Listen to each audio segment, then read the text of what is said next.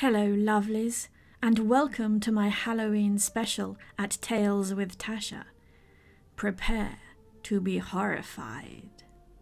Mirror, mirror, a haunting tale of horror. Opening the front door, you let it swing inwards, taking in your new hallway. You smile, stepping over the threshold. It looks amazing. The moment you are inside, the chill hits you. You can't stop the shiver that runs from your feet to your head. The thin top you wore to drive over seems inadequate now you are out of the autumn sun. It was cold and wet the last few days, only breaking into sunshine this morning. And the house has been without heating for 3 weeks with all the building work going on. But you hadn't expected it to be so chilly. Dumping your suitcase, you rub your arms, turning to close the door behind you. A blast from the new heating system should sort everything out. Redoing the house to update it with all the mod cons had been a dream of yours and Charlie's since you got married. From a young, struggling couple, you are now both earning a decent amount, and neither of you want kids, so there's not that to plan for. Everything you'd done to the house you had DIY'd before, but this time you had wanted proper building work with professionals in charge. You've been staying at your parents' while the kitchen, bathroom and whole central heating system was pulled out and upgraded. You've been back regularly, but it feels different now it's all finished. You just wish Charlie was with you. The builders had called 3 days early to say they were done. Something of a miracle you chose not to argue with. Charlie is on a business trip, due back in 2 days, just in time for the planned move back home. However, after a quick phone call, you'd both decided leaving it empty would be a bad plan. So here you are, ready to take back possession of your house. Walking into the kitchen, you stop and stare. Gone are the old knackered laminate cabinets from the 70s, and in their place are posh new wooden ones with all new work surfaces. It's heaven! The new oven and dishwasher call your name, but you want to see everything before you get pulled into the details. Using the app on your phone, you flick on the heating in the main rooms and head back into the hallway. The new downstairs shower room looks amazing. The old loo is long gone, and with it, extended into the old pantry, it is a fabulous wet room. Perfect for when Auntie Beth comes to stay, since she's now almost permanently in a wheelchair. It's all sparkly and white, with pale blue walls, and it feels clean but cosy. Just what you and Charlie had been after. Next, you take off up the stairs to check the main bathroom. The pair of you had decided to sacrifice your private ensuite bathroom, knocking down a wall between it and the old main bathroom, so you could have the bathroom of your dreams. You stand in the doorway just taking it in for a while. There is a huge tub, a separate double shower, a sparkling new toilet, and 2 sinks next to each other. It's the first time you've seen it without all the building dust and rubbish. It is everything you had hoped. Even the antique cupboard in the corner that you had been dubious about, but Charlie had loved when you'd come across it in the junk shop, looks perfect. You take the final step into the room, onto the pristine tiles on the floor, and simply stop. The oddest sensation runs up your spine. The cold seems sharper here than it had downstairs. Of course, there's no carpet in the bathroom, so it's not surprising the temperature is lower, but it takes a bit of the shine off all the new fun things. Pulling out your phone, you go back into the heating app and put the temperature up a little more than the other rooms. Hopefully, you'll get to enjoy a shower later when it's nice and warm. You're not going to take a bath. It would be unfair to christen that without Charlie at home. However, a shower is on your list of allowable things. Rubbing your arms a bit more, you check out the other rooms upstairs to see the new colours you and Charlie picked out. Then you head back to the kitchen to put the new kettle to good use and making a nice cup of tea. It's really annoying about the bathroom. You had been looking forward to seeing it the most. and the weird feeling crashed your dreams. You can only hope that once it warms up, it will feel as cosy as the downstairs one. You're never trusting a builder's word about cleaning up ever again. So far, you've found dust just about everywhere.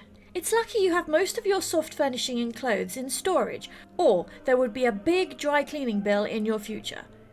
You've emptied the vacuum 6 times while going over the house. About the only room in the house that didn't have a speck of dust in it was the upstairs bathroom. It is spotless without any intervention on your part. It is also still on the cold side. Your only guess is that all the new bits have been in a cold house so long they are taking time to warm up. The tall radiator next to the door and the wide one next to the towel rail are both working fine as far as you can tell. It did mean you used the downstairs shower after your cleaning spree though. It has been a very long day and you've just cleaned your teeth ready to fall into bed. Nothing is going to get between you and the wonderfully comfortable mattress you and Charlie spent far too much money on. Not even Bathsheba, who was curled up right in the middle of the duvet last time you looked. Your neighbour, who had very kindly been looking after her because your mum is allergic, brought her over just after you got back. You've been spoiling her all afternoon as she supervised the house clean. The only room she wouldn't follow you into was the bathroom. Clearly too cold for her liking. However, spoiled or not, you draw the line at her having the whole bed. For once, the cat will not get her way. Probably. All that remains is some night cream and you're good to go. Opening the bathroom cabinet, you pause. There's that feeling again. It struck you several times today as you did your best to ignore it. Maybe it's because you're so tired and you're missing Charlie, but this time it feels worse. The hairs on the back of your neck are standing up. Your hindbrain is trying to tell you something you've missed. A small tendril of ice-cold fear curls around your spine. Of course, you know you're being irrational. It's late. You've done too much. That's all it is. You reach into the cupboard and grab the night cream, but you freeze. Hand still on the door, you hesitate before you close it, avoiding looking into the mirror on the outside. Instinct says you don't want to look. It's an old fear, childish even, one you are used to in the middle of the night. Yet, this feels different. When you wake up and pad to the bathroom for water or to use the loo in the small hours, you're half asleep. Wild fancies are acceptable. Now you're tired, but you are fully awake. This doesn't feel imagined. You tell yourself you are being ridiculous. You're in your own home. Your nicely redecorated home. It would be better if Charlie was there too, but you've stayed home alone plenty of times before. There is nothing to be afraid of. Only, it takes a lot of willpower to lift your eyes from the pot of night cream. You need the mirror to see where to put it and rub it in unless you want to sleep with globs of white on your face. For a second, you consider skipping this step in your nightly routine. But you tell yourself you're being an idiot and bring your gaze up to your reflection. God, your eye bags have eye bags. You never sleep well when Charlie is away. You dab on your night cream, hoping it might help with the grey by tomorrow morning. That's when the flicker of movement catches your eye. In the corner, near the antique cabinet, there is a shape. The cold spike of adrenaline has you spinning on the spot, heart hammering into your throat, wielding the pot of cream like a shield. But there's nothing there. There's not even a shadow, as the new recessed ceiling LEDs cast light all over the bathroom. You swear at yourself. Now you're seeing things. Maybe it wasn't such a good idea for Charlie to go out of the country with all the stress of staying with parents, builders, etc. You really wish you weren't alone tonight. You regret not waiting for Charlie to get back to move home. Your rational brain says you're making things up.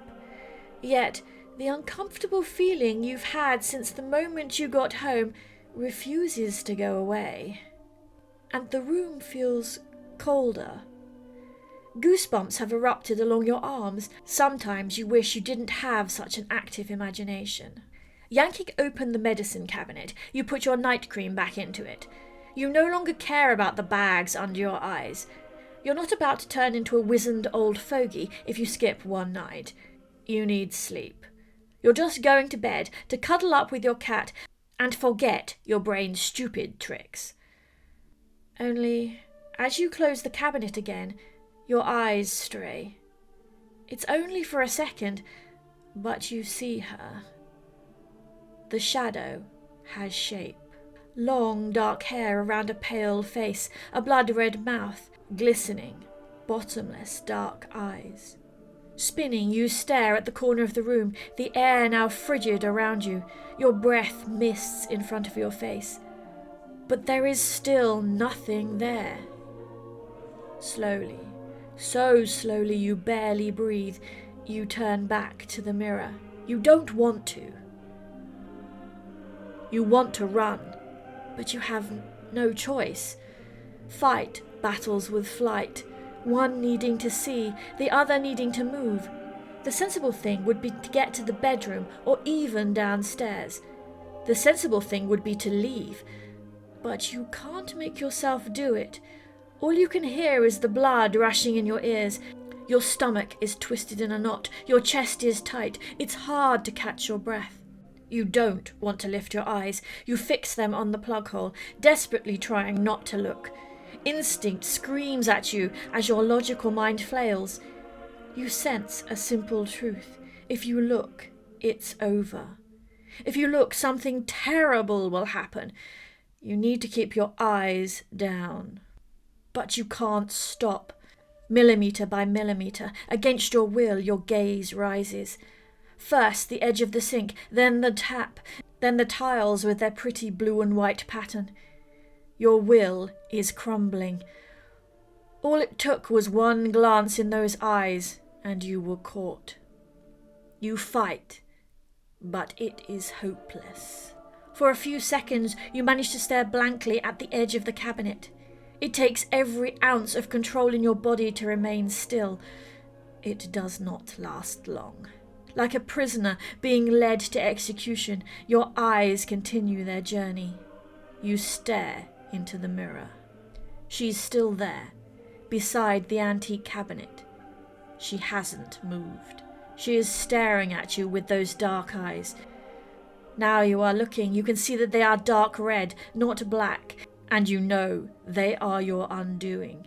There is no humanity in them, no mercy, only want. Her skin is pale, with a sickly yellowish tint. Her hair is wild. She is gaunt, her flesh pulled taut over her skeleton like someone starved. You can sense her hunger. It's in those terrifying eyes. Now she has you. She smiles. Long, sharp, yellow teeth fill her mouth as it opens wider than a human should.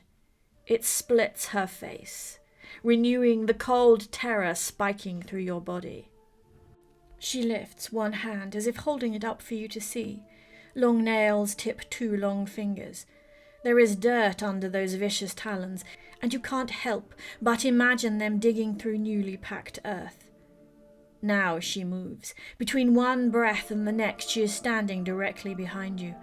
The veins pulse under her translucent skin, black and inky. Close, you can see everything that makes her a monster as clear as day. An abomination built onto a human frame, changing it, warping it. You whimper as she reaches out to you. She carries with her the chill you have been feeling all day. It sinks into your bones. Those long fingers settle onto your shoulder. You are allowed one small moment of freedom as your eyes dart sideways. But there is nothing there. Only when you look back in the mirror can you see the deadly nails so close to your vulnerable neck. At least she has stopped smiling. Her touch makes your skin crawl. It is as if your very cells understand the corruption they are being exposed to. You cannot suppress the shudder that makes your legs feel weak. You grip the side of the sink. Your mind is screaming at you to run, but your body will not respond. A tear leaks out of your eye, travelling down your ashen cheek. You would beg if you could, but your voice is as lost as your will. Her touch is like breaking a barrier between you, and with it comes a smell. It is vaguely fruity, but fruit that has gone over. It is sickly and causes bile to rise in the back of your throat. You've smelt it before at your grandmother's funeral, covered by chemicals, but there nevertheless. It is the scent of death. You open your mouth to scream, but there is no sound as she lifts one finger and pushes your head to the side. For just a moment, rebellion fills you and you try to resist.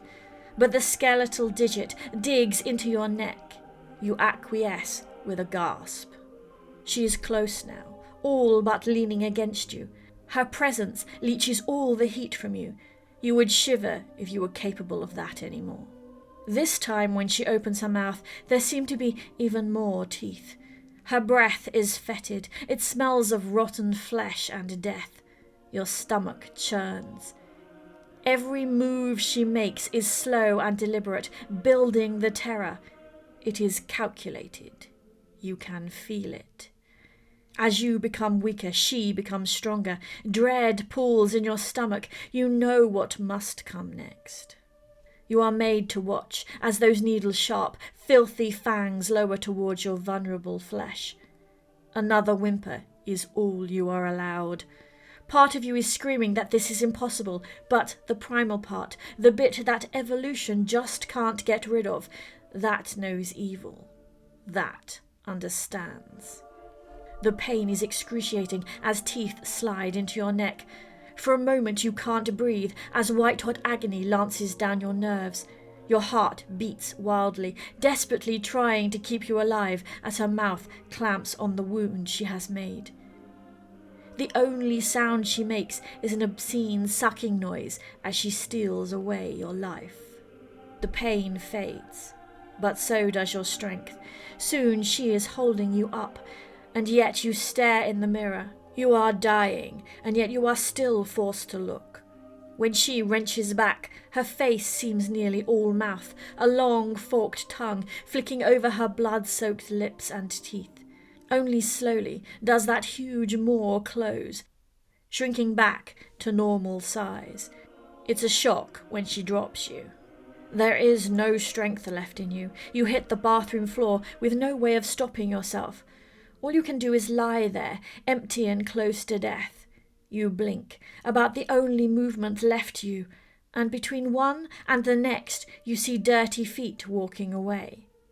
There are muddy footprints on the tiles, one next to your head. You blink again and they are gone, yet again and they are back. Soon they are more there than not. It occurs to you that as you near the veil between life and death, you are allowed to see your killer. Eventually you realize she has stopped in front of the cabinet. With the last of your strength, you turn your gaze up just a little, and you can see her watching you. Breathing is hard, and even when you manage it, there does not seem to be enough oxygen. There, under her gaze, you gasp your last gulp of air. Markings on the cabinet light up, making an intricate pattern. The solid wood fades away to reveal darkness that seems to swallow light from all around it. "Sister," is the last whisper you hear.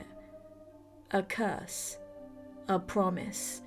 Your mind screams in denial, even as everything goes dark. Thank you for joining me today, lovelies. And now, go and download your free ebook copy of this story. Check the description for the link and details of how to download it for free.